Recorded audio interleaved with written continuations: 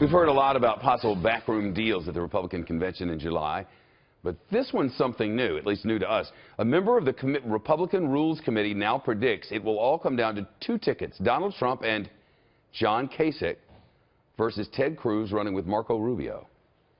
We haven't heard much about Rubio since he called it quits last month, but he's still hanging on to those delegates he won.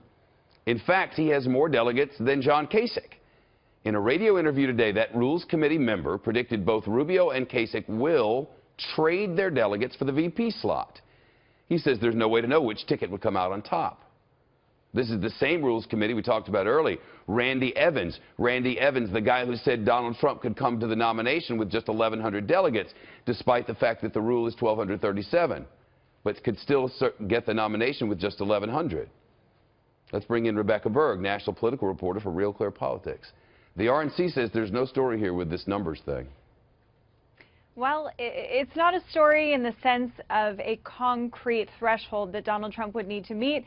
1237, Shep, is still the magic number for any candidate who is looking to lock up the nomination before Cleveland. But what this number represents is sort of the idea of what happens if you come close. And there are enough unbound delegates in the process, 112 of them, and there are enough delegates that you would get on the second ballot just for momentum that if you get close to the number, the magic number of 1237, there is this thinking among many Republicans that Donald Trump would be able ultimately to lock up the nomination. But with those unbound delegates, I would just caution that locking them up prior to Cleveland is going to take some level of organization that really Donald Trump's campaign hasn't really exhibited to this point. It's interesting because my Rebels, I love the Rebels, you know.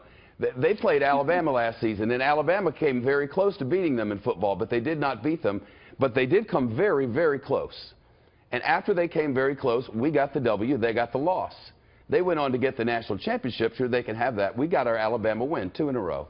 I don't understand how there's some sort of ambiguity here. I hear you. What you're saying is that he meant he'll be able to get some unbound delegates in on the second ballot. But everything I read says that's Ted Cruz's game, that Ted Cruz has the groundwork that got all the delegates to come over him for the second round. Is that now not true anymore?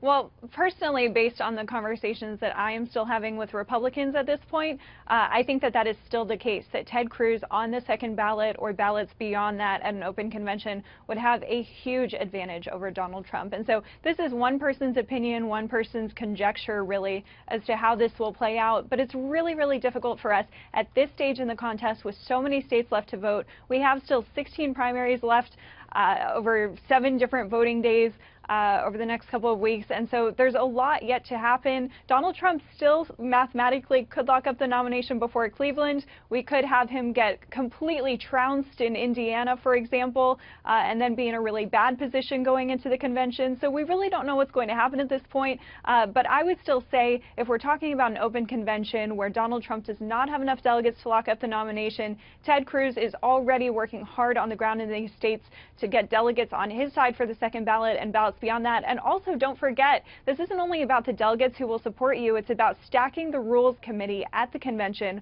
with delegates who support you. And Ted Cruz is doing that too. And if the Rules Committee comes out and writes rules that are advantageous to him and not to someone like John Kasich, Marco Rubio, or even to Donald Trump, then this is his convention to lose, really. Rebecca Berg from Real Clear Politics. Great to talk to you. Thank you.